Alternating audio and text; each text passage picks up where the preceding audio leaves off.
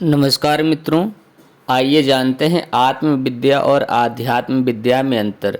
क्योंकि आज के समय में लोगों को यह पता ही नहीं है और जितने जरूरी धर्म ग्रंथ थे उन सबको जला दिया गया या नष्ट कर दिया गया किसी भी तरह से, जो कि आत्मविद्या और आध्यात्म विद्या में अंतर बताते थे।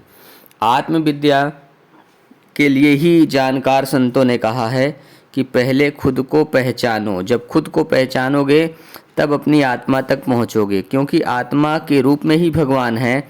परमात्मा और अंतरात्मा दो नामों से देवता विष्णु ने छल किया है ताकि लोग आत्मा से बड़ी परमात्मा समझें, तो परमात्मा को भजें, जपे, ध्यान करें तो देवता विष्णु के जाल में फंसें, और अपने अंदर देखें तो आत्मा ना देखें, अंतरात्मा देखें तो देवता विष्णु के जाल में फंसें। यह है देवताओं का जाल जो जिनके द्वारा आध्यात्म विद्या का निर्माण हुआ है। आध्यात्म विद्या छाया की विद्या है। देवी देवता राक्षस प्रेत पितर ये सब जो हैं ये छाया होते हैं। इनकी छाया की योनियां हैं। ब्रह्मा विष्णु महेश तीनों ने अपनी छाया को जो है जिंदा किया था तपस्या के बल पर।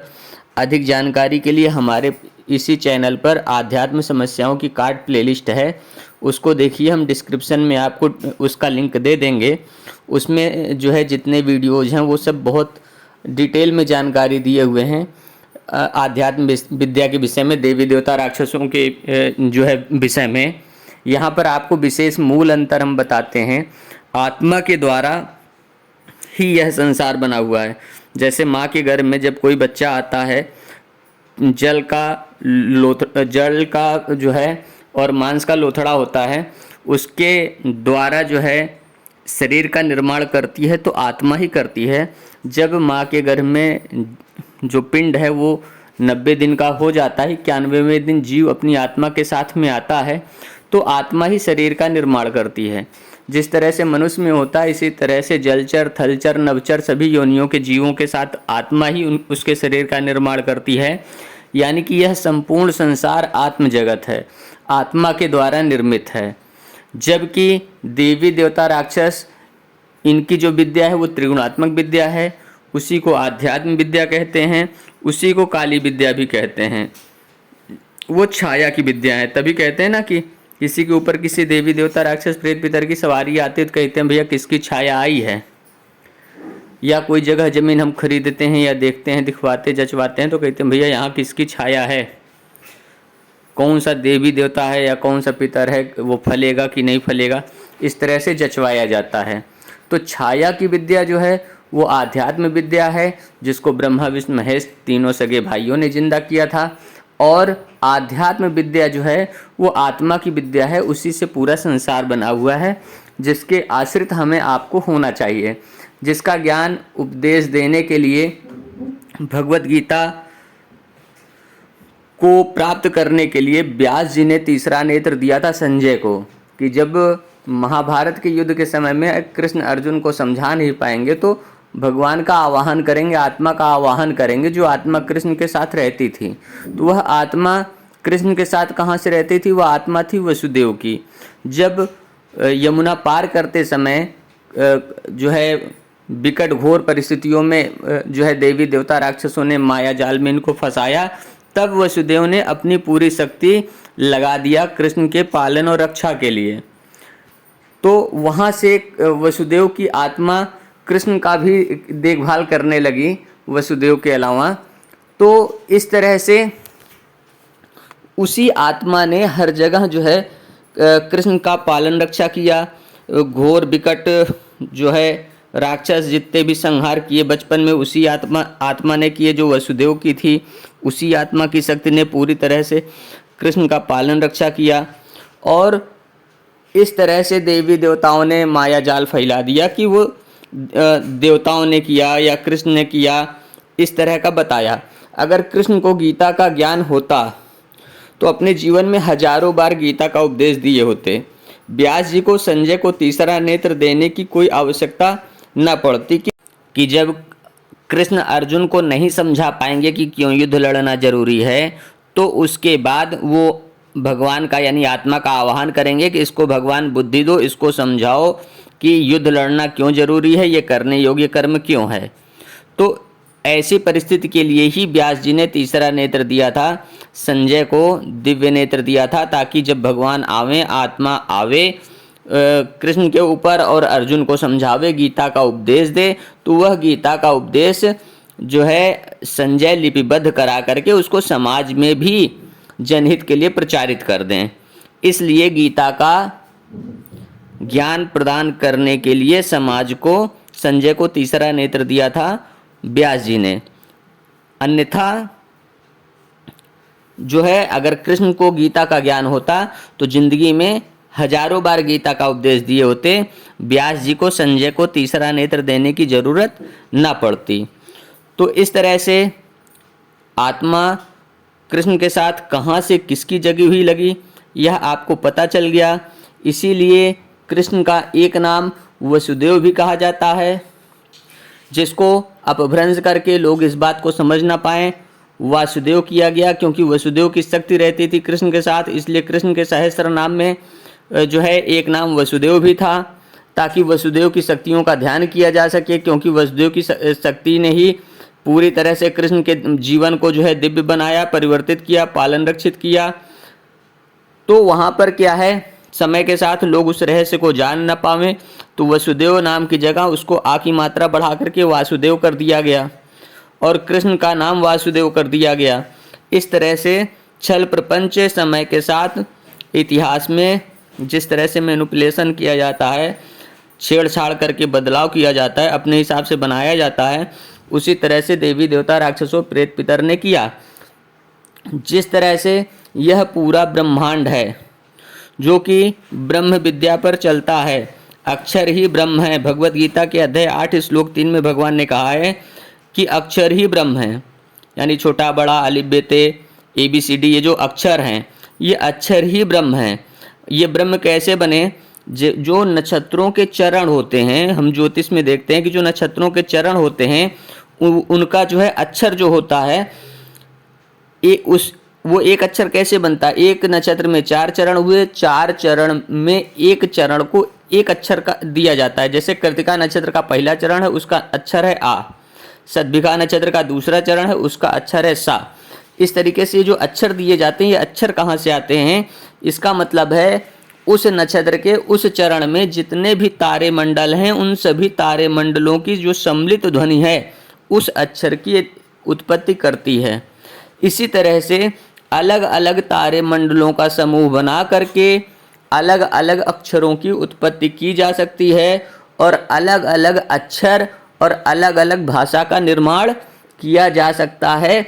और इसी तरह से देवी देवता राक्षसों प्रेत पितरों ने अलग अलग जो है तत्वदर्शी दिव्य लोगों को पकड़ करके, जिन पर भगवान की आत्मा जगी हुई थी, उन लोगों को पकड़ करके ताकि वो समाज में सुधार ना कर सकें, अलग अलग भाषाओं का निर्माण करके अलग अलग मानव निर्मित धर्मों का निर्माण कराया।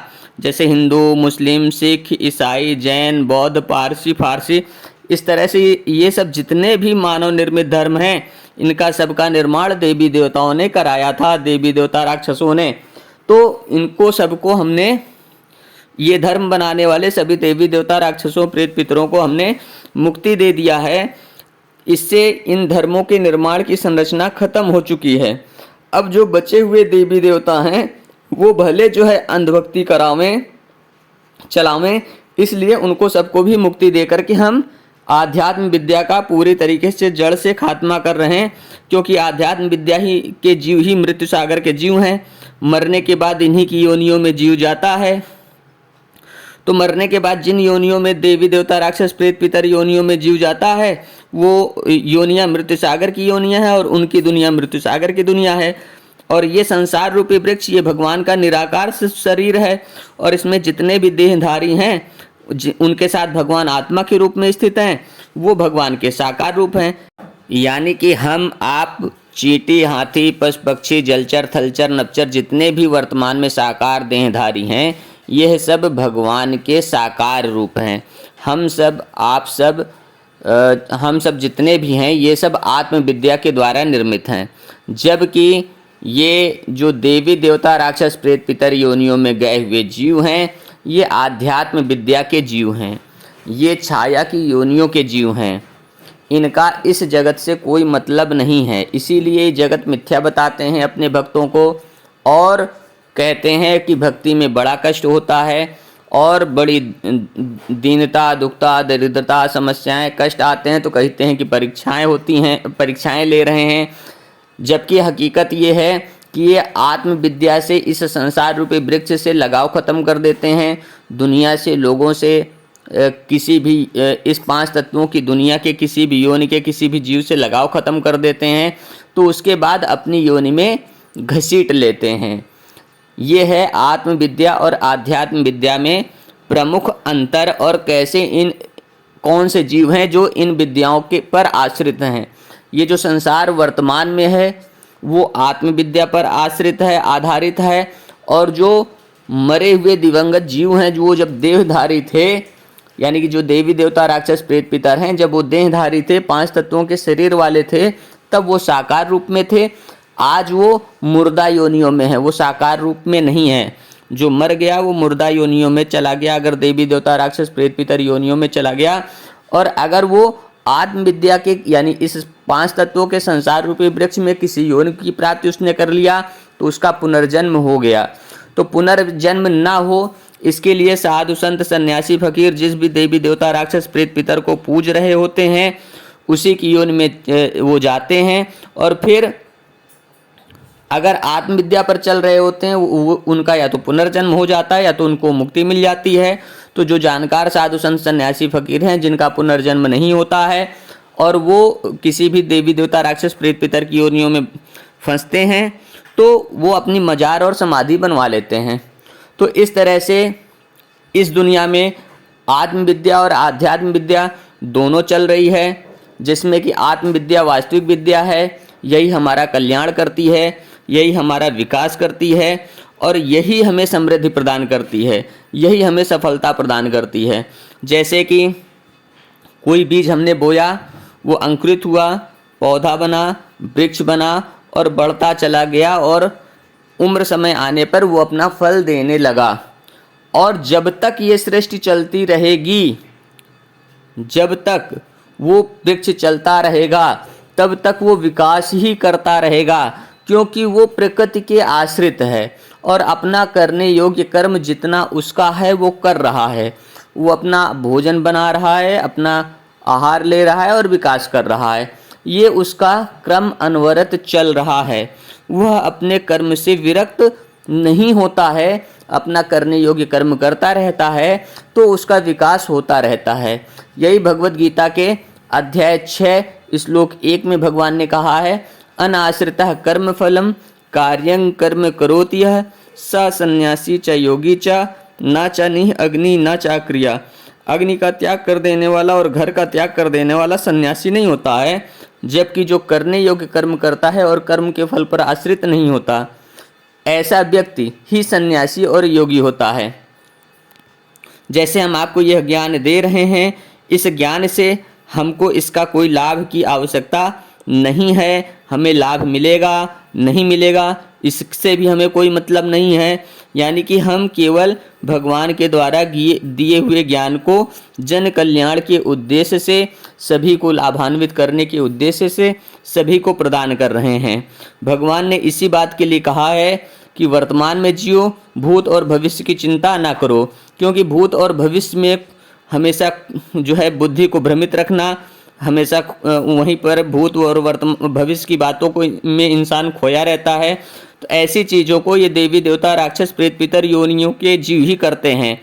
भूतकाल की चिंता कराना और भविष्यवाणियों के आधार पर स्वप्न दिखा करके, और इसके अलावा समाज में भी दिवा स्वप्न दिखा करके ये इस तरीके से भविष्यवाणियाँ वगैरह जो करवाते हैं, इस वर्तमान जगत के इतर अलग कल्पना की योनियाँ जो होती हैं, छाया वाली योनियाँ होती हैं, वही जीव अपने कार्यों की पूर्ति के लिए अपना मार्ग बताते हैं कि हम ऐसा करेंगे, ऐसा कराएंगे, वैसा करेंगे, ये करेंगे, वो करेंगे, जबकि वास्तविक दुनिया की भविष्यवाणियों तक, ये हकीकत तक ये लोग पहुंचने ही नहीं देते हैं।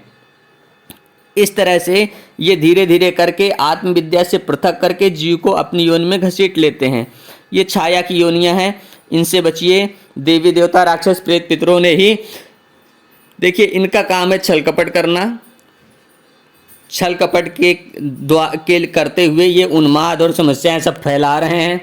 वही है कट्टर वाले जितने भी लोग हैं जो मानवता पर चल रहे हैं, वो सच्चे इंसान हैं। वो चाहे किसी भी वर्ण गोत्र जाति धर्म में हो, वर्ण भी देवी देवताओं ने बनवाया, जातियां जो है राक्षसों ने बनवाई, और इसके साथ में जो धर्म बनवाए ये भी राक्षसों ने बनवाए। देव जो है वो विष्णु के अनुचर हैं और जो राक्षस हैं वो महेश के अनुचर हैं।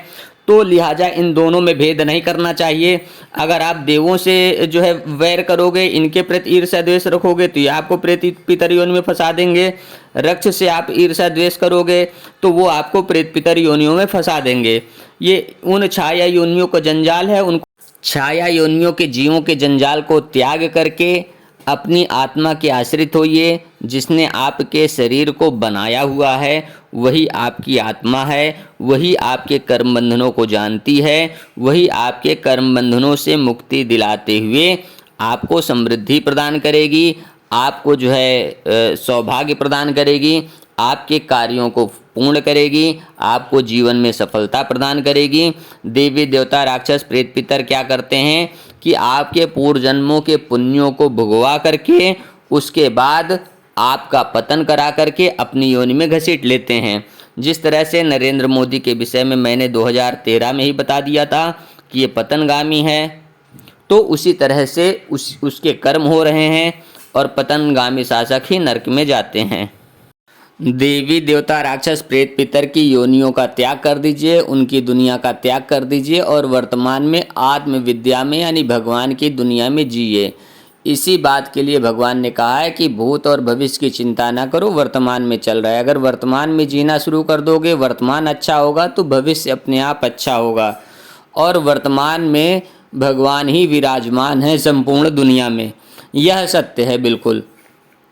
इसके अलावा वर्तमान की छाया योनियों का जब आप त्याग दोगे, भगवान के आश्रित हो जाओगे, तो भगवान ने कहा है जो जिसको पूजता है उसी के लोक को जाता है। आप अपनी आत्मा पर आश्रित होइए और किसी भी योनि में जाने के लिए जो देहधारी योनियां हैं वहाँ पर आत्मा स्वयं आपको ले जाती है। अगला जन्म आपको लेना है, अगर किसी का गाय के प्रति ज़्यादा श्रद्धा है तो उसका गौ योनि में जन्म हो जाता है।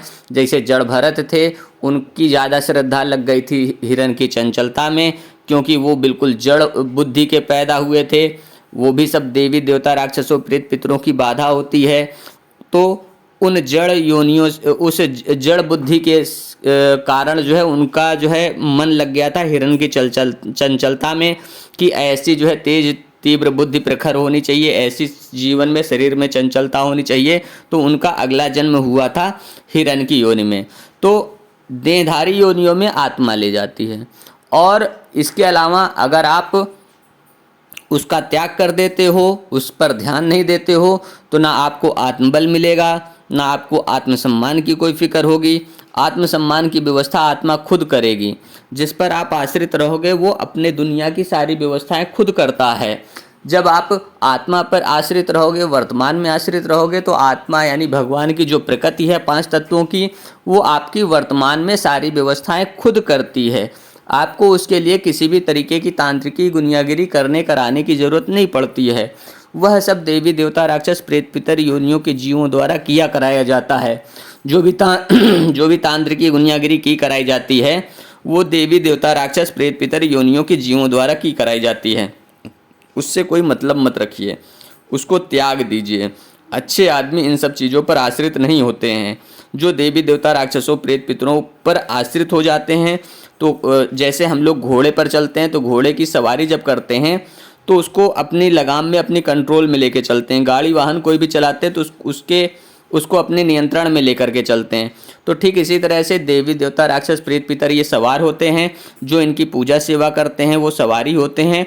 तो उनको देवी देवता राक्षस प्रेत पितर अपने हिसाब से उन लोगों की बुद्धि को घुमाते हुए अपने हिसाब से लेकर के चलते हैं और इस तरह से लोगों पर बाधा समस्या कर करा के, बुद्धि फेर के, ईर्ष्या द्वेष आदि करवा करके उन लोगों को समस्या में फंसाने के साथ, उनके कर्मों को खराब करने के साथ दूसरों को भी समस्याओं में फंसाते चले जाते हैं। यानी कि पूरे समाज में सारी समस्याओं की जड़ ये देवी देवता राक्षस प्रेत पितर ही हैं। इनका त्याग करके अपने जीवन को सुखमय बनाइए। प्रकृति आपको समृद्धि देगी, जीवन में सफलता देगी, यही मूल है। देवी देवता राक्षस प्रेत पितर ये इस 5 तत्वों की दुनिया का कुछ नहीं दे सकते हैं। इसीलिए देवी देवता राक्षसों प्रेत पितरों के ये जो इनके मार्ग के उपचार विधान कराए जाते हैं वो सब तंत्र प्रक्रियाएं हैं। पूजा चढ़ाना, प्रसाद बांटना, भंडारा कराना, दूसरे जीवों को जो है आहार दिला करके ये इस बात का जोर मारते हैं उन लोगों की आत्माओं से कि देखो इसको आहार मैंने दिलाया है, मैंने इसको जो है अपने भक्त के द्वारा सेवा पहुंचवाई है, लिहाजा इसको तो आपका ज्ञान है नहीं, आप मेरे अनुसार चलो ताकि मैं अपने भी भक्त का कल्याण करूं और आपके इस भक्त का भी पालन रक्षा करूं। क्योंकि इंसान जिसको पूजता है उसी की योनि में जाता है। तो आत्मा से जब अधिकार खत्म होता चला जाता है, आत्मा अगर शरीर छोड़ देती है तो जो है जीव शरीर में नहीं रह सकता है, और जब आत्मा ने साथ छोड़ दिया तो जीव उसी योनियों में फंस जाता है। इसलिए अभय रहिए, अपनी आत्मा के आश्रित रहिए, अपने कर्मों के द्वारा किया हुआ प्राप्त कीजिए, किसी से व्यवहार में लेन देन कर लीजिए, लेकिन कभी किसी भंडारा या कोई प्रसाद कोई भी देवी देवता राक्षस प्रेत पितरों का मत खाइए। वो सब देवी देवता राक्षसों की तांत्रिक व्यवस्था है, वो अपने आप करते कराते रहते हैं। उसके घोड़े को यानी पुजारी को खुद नहीं पता कि वो क्या कर रहा है। कैसे देवी देवता राक्षस प्रेत पितर बीमारी बाधा समस्या लगा करके पुण्य बल कब खत्म करा दें और कब जो है अपनी योनि में घसीट लें, कुछ नहीं कहा जा सकता। इस वजह से वैसे अभय रहिए, देवी देवता राक्षस प्रेत पितर भी कुछ नहीं बिगाड़ सकते हैं। भगवान ने भगवत गीता के अध्याय 12 श्लोक 7 में कहा है कि तेखाम अहम समुद्धरताम मृत्यु संसार सागरात। भगवान कहते हैं अपने भक्तों को मृत्यु रूपी संसार सागर से उद्धार मैं ही कर देता हूँ। तो वहाँ से मुक्ति पाने के लिए आपकी आत्मा ही पर्याप्त है, आपको भटकने की ज़रूरत नहीं है। या तो आप अपनी आत्मा को जगाइए या तो किसी आत्म जागृत व्यक्ति के आश्रित होइए। मेरी आत्मा पूरी तरह से जागृत है, मेरा नाम जप, मेरा ध्यान काम करेगा और करता है बीमारी बाधाओं समस्याओं से मुक्ति दिलाने के लिए। इसके साथ में आप भगवत गीता के अध्याय 12 का पहला श्लोक जो अर्जुन ने पढ़ा था उसको छोड़ करके, अर्जुन की कही हुई बात को छोड़ करके बाकी के 19 श्लोकों का जप करिए, पाठ करिए, ध्यान करिए। जप करने का मतलब होता है 3 या उससे अधिक बार पाठ। जैसे आप मेरा नाम 1 बार पुकारोगे तो पुकारना हुआ, 2 बार पुकारोगे तो पुकारना हुआ, 3 बार पुकारोगे तो जप करना हुआ। 3 या उससे अधिक बार पाठ करना ही जप करना कहलाता है। तो आत्मवेत्ता यानी आत्मा का ज्ञान रखने वाला जो व्यक्ति है, आप अगर उसका ध्यान करते हो तो उसकी आत्मा आपकी आत्मा को जागृत करती है। आपको वर्तमान में सही व्यवस्था दिलाने के लिए आपकी आत्मा का जागना बहुत ज़रूरी है, तभी आप सुख समृद्धि संपन्नता पाओगे। नहीं तो पूर्व जन्मों का पुण्य भोग करके उसके बाद इन्हीं पितर योनियों में फंस जाओगे। इनसे बचिए, अपनी आत्मा का और मेरा ध्यान करिए, यही जीवन के लिए बहुत है, पर्याप्त है। करने योग्य कर्म करते रहिए, जिम्मेदारियों का निर्वहन करते रहिए, इससे आप उन्नति और सफलता को प्राप्त होगे, जीवन आपका सफल होगा। और मानवता की सेवा करने से, मनुष्य की सेवा करने से, किसी मनुष्य के साथ छल कपट ईर्ष्या द्वेष ना करने से, किसी मनुष्य को हानि ना पहुंचाने से, मनुष्य के प्रति अधिक श्रद्धा होने के कारण अगला जन्म भी फिर से मनुष्य तन में होगा। तब तक मनुष्य तन मिले जब तक कि मुक्ति ना मिल जाए, यही हर मनुष्य के लिए श्रेष्ठ है। हम समझते हैं कि अब आपको आत्मविद्या और आध्यात्म विद्या में अंतर अच्छे से समझ में आ गया होगा, किसका आश्रय लेना चाहिए और कौन कल्याणकारी है, यह भी खूब अच्छे से समझ में आ गया होगा। इसलिए इस वीडियो को सबको शेयर कर दीजिए ताकि सबको ज्ञान मिले। डिस्क्रिप्शन में दी गई प्लेलिस्ट ज़रूर देखिए, आध्यात्म समस्याओं की काट की प्लेलिस्ट है, उसमें पूरी डिटेल में जानकारी है। धन्यवाद।